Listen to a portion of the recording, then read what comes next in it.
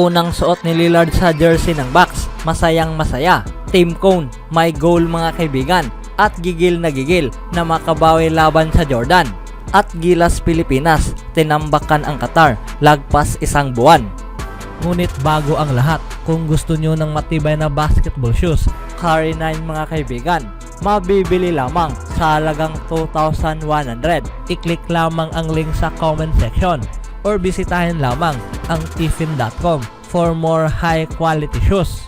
Si Damian Lillard ay ganap ng handang simulan ang kanyang panibagong chapter sa kanyang career bilang miyembro ng Milwaukee Bucks. Ang All-NBA guard mga kaibigan ay ibinahagi ang isang imahe kasama ang kanyang sarili na suot ang Bucks home jersey na kung saan ito ay tanaw na siya ay napakagandang tignan, suot ang white at green jersey.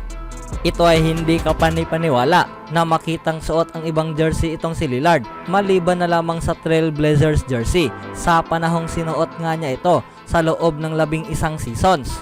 Ang Bucks ay mayroon ngayong incredibly high hopes mga kaibigan matapos nga nilang ma-acquire itong si Lillard na siyang nakakapag-average ng 32.2 points, 4.8 rebounds at 7.3 assists noong huling season. Kasama ang Boston Celtics na na-acquire rin ang former Buck na si Jrue Holiday para makumpleto ang kanilang roster patungo sa training camp. Ang Bucks naman mga kaibigan ay nahanap ang daan na gawin ang kanilang sarili bilang best team sa Eastern Conference. Dahil kung iisipin ang matignan sa loob ng court, itong si Giannis Antetokounmpo at Damian Lillard hindi na may tatanggi na isa sa best duo sa liga. Para sa buong off-season, itong si Lillard ay gustong-gustong makita ang sarili patungo sa Miami Heat.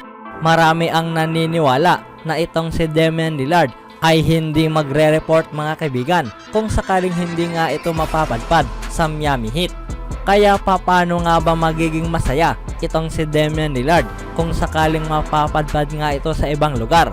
Well, itong si Lillard ay personal na tinext itong si Gilbert Arenas mga kaibigan at ginawang tiyak ang komunikasyong ito na siya ay naging masaya para sa oportunidad na maglaro kasama ang totoong contender team.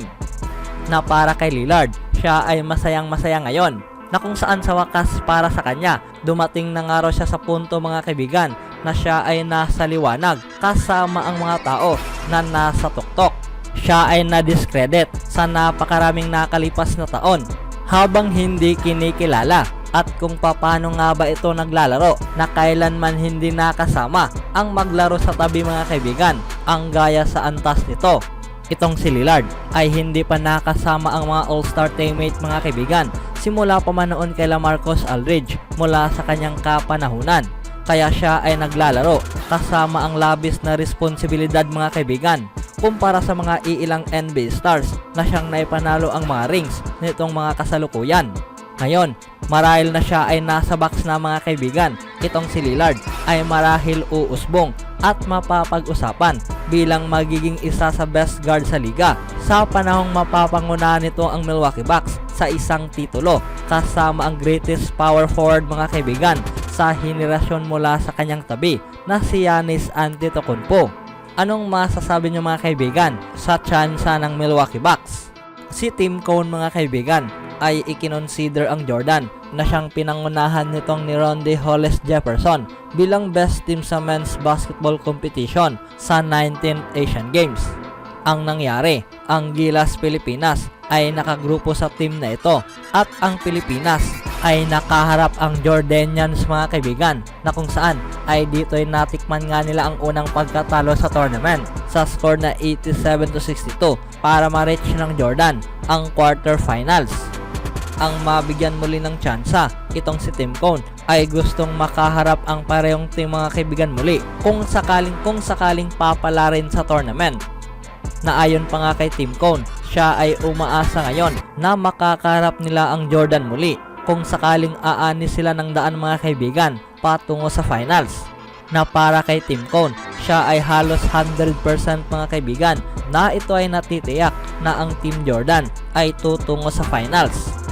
Si Hollis Jefferson ay hindi nabaguhan para sa buong Gilas Pilipinas team na kung saan siya ay nakikilala bilang naging best import sa last PBA Governors Cup mga kaibigan, kasama ang TNT, na kung saan pinangunahan nga niya ang Jordan para patumbahin ang Gilas Pilipinas team at umiscore ng 24 points, 6 rebounds at 9 assists sa kabila sa nahirapan nga ito sa maagang laban.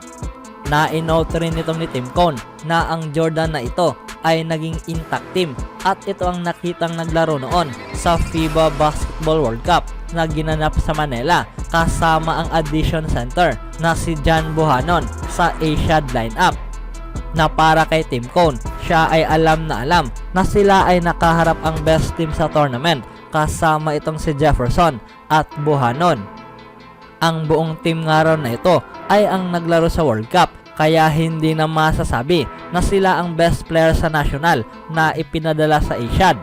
Ngunit para kay Tim Cone mga kaibigan, kung sakaling sila ay magkakaroon ng second chance para makaharap ang Jordan, nasa pag-iisip nitong ni Cone na pwede nga nila itong matalo. Ngunit bago pa man mangyari ang pangarap nitong ni Cone, ang Gilas Pilipinas ay kailangang dumaan muna at pangalagaan ang kanilang trabaho.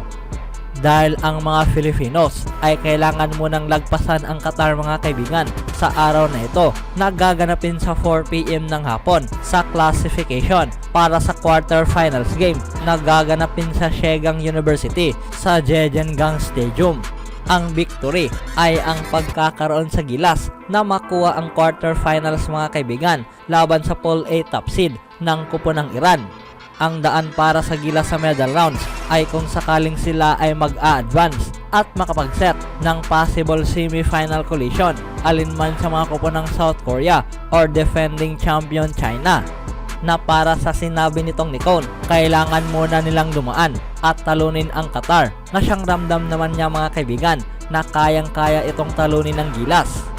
At pagkatapos ay susundan naman nila ang Iran at para sa kanyang pag-iisip, mayroon silang good shot mga kaibigan na talunin ang Iran na ito.